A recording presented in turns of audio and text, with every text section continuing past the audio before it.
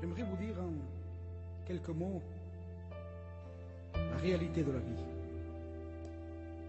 La réalité de la vie, c'est que aujourd'hui nous sommes là et que demain nous n'y sommes plus. En réalité, ce que nous voyons, ce que nous entendons, ce que nous expérimentons, devrait en réalité nous ouvrir les yeux.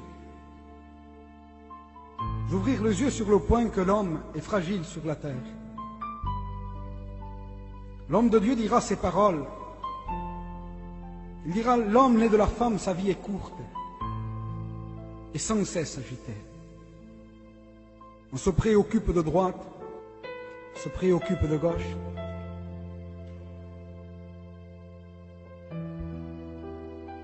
Les hommes ne savent pas. On ne pense qu'à bâtir, à acquérir. On ne pense qu'à posséder, à avoir, à s'enrichir.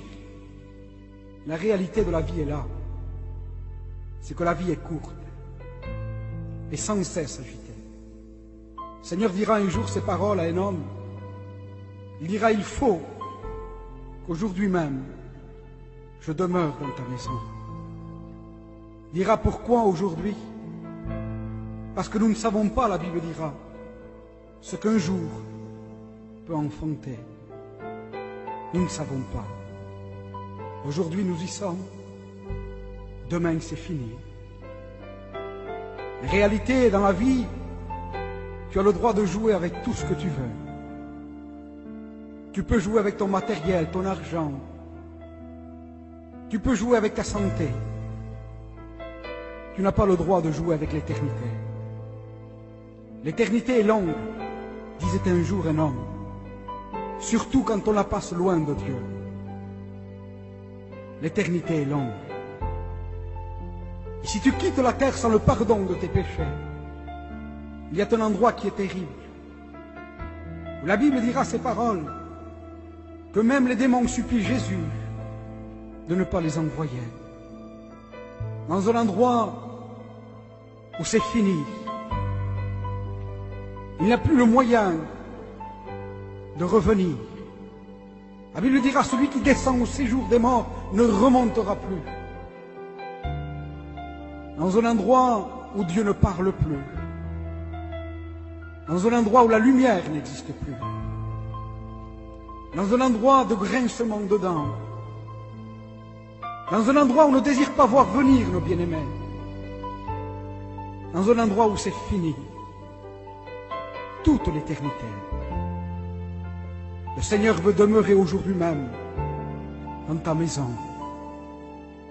Si seulement tu reconnaîtrais la fragilité de ta vie, que tu sois un jeune homme, une jeune fille, un vieillard, un père de famille, une mère de famille, que tu sois un jeune ou moins jeune, peu importe, tu es fragile.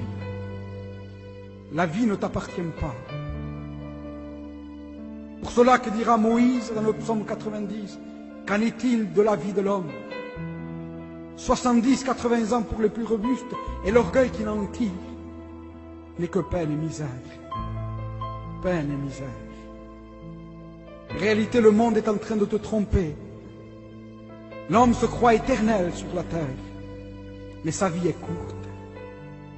Le Seigneur veut maintenant, toi qui es en train d'écouter, si nous chantons des cantiques, si nous prêchons l'Évangile, si nous dévouons notre vie, cela n'a qu'un seul but, c'est que tu rentres dans l'éternité avec le Seigneur, que ton âme et ton esprit soient sauvés. C'est pour cela, voilà le but de tout serviteur de Dieu, et encore bien plus de Dieu. La Bible dit ces paroles, que Dieu veut que tous les hommes soient sauvés et parviennent à la connaissance de la vérité. La vérité, c'est que tu es fragile.